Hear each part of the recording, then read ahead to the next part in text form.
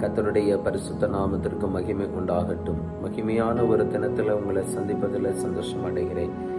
சங்கீதம் 40வது சங்கீர்த்தனம் 1வது வசனம் சொல்லுகிறது, கர்த்தருக்காக பொறுமையுடன் காத்திருந்தேன், அவர் என்னிடமாய் சாய்ந்து என் கூப்பிடுதலை கேட்டார். பிரியமான தெய்வ பிள்ளைகளே, சங்கீதக்காரன் தாவீது தன்னுடைய சங்கீர்த்தனத்தை பாடும்போது இப்படியாகி பாடுகிறான், கர்த்தருக்காக நான் பொறுமையுடன் காத்திருந்தேன்.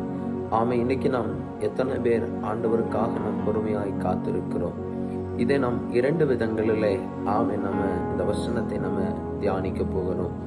ஒன்று, ஆண்டவருடைய வருகைக்காக பொறுமையோடு காத்திருக்கிற அனுபவம். இன்னொன்று, நாம் செபிக்கிற காரியங்கள், ஆண்டவருடைய சமூகத்தில் வேண்டுகிற காரியங்களுக்கு பொறுமையாய் காத்திருக்கிற ஒரு அனுபவம். 2 காத்திருப்பும் நம்முடைய வாழ்க்கையில தேவையான ஒன்றாய் இருக்கிறது. கர்த்தருக்கு காத்திருக்கிறவர்கள் புதுபலன் அடைவார்கள் என்று ஏசாயா தீர்க்கதரிசி கொண்டு ஆண்டவர் தம்முடைய வார்த்தையை சொல்லுகிறார்.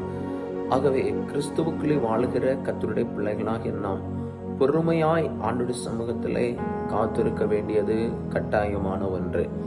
ஆமே, ஆண்டவருடைய வருகைக்கு கூட நம்ம என்ன செய்யணும்? அவருடைய வருகையை எதிர்பார்த்து நாம் பொறுமையாக நாம் காத்திருக்க வேண்டும். அதே போல நம்ம ஜெபிக்கிற ஒவ்வொரு காரியங்களையும் கர்த்தர் நம்முடைய வாழ்க்கையில நிச்சயமாய் அது தேவ சித்தமாய் இருந்தால் அதை அவர் குறித்த காலத்திலே அதை நமக்கு தருவார். நாம் காத்திருக்க வேண்டியது கட்டாயமான ஒன்றுதான். இன்னைக்கு அநேகர் ஜெபித்த உடனே என்னுடைய வாழ்க்கையில் இது நடக்க வேண்டும் என்று நிறைய பேர் விரும்புகிறார்கள்.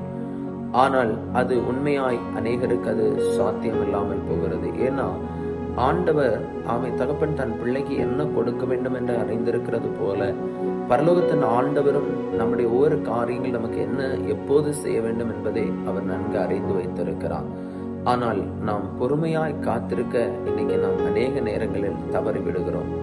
ஆபிரகாம் வாக்குத்தத்தத்தை பெற்று 25 வருஷங்கள் ஒரு பிள்ளைக்காக காத்திருக்க வேண்டியது இருந்தது. தாவீது சோதர அபிஷேகத்தை பெற்றுக்கொண்டு அநேக வருடங்கள் அந்த வாக்குத்தத்தத்தை நிறைவேறுதலுக்காய் அவன் காத்திருக்க வேண்டியது இருந்தது.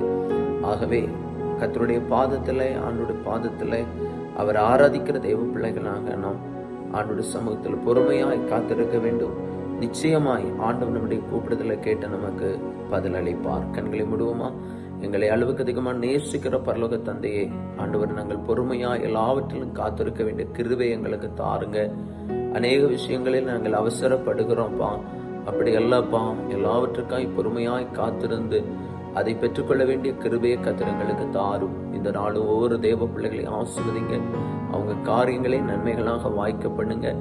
தேவ சித்தம் உடைய பிள்ளைகளுடைய வாழ்க்கையில பூரணமாய் நிறைவேறட்டும். குறைவுகள் எல்லாம் நிறைவாக்கப்பட்டு சமாதானத்தின் கர்த்தர் ஒவ்வொரு குடும்பங்களையும் சமாதானத்தின் பாதையில நடத்தும். நோய்களுக்கும் ஆபத்துகளுக்கும் தீங்குகளுக்கும் விலக்கிக் கொள்ளும்.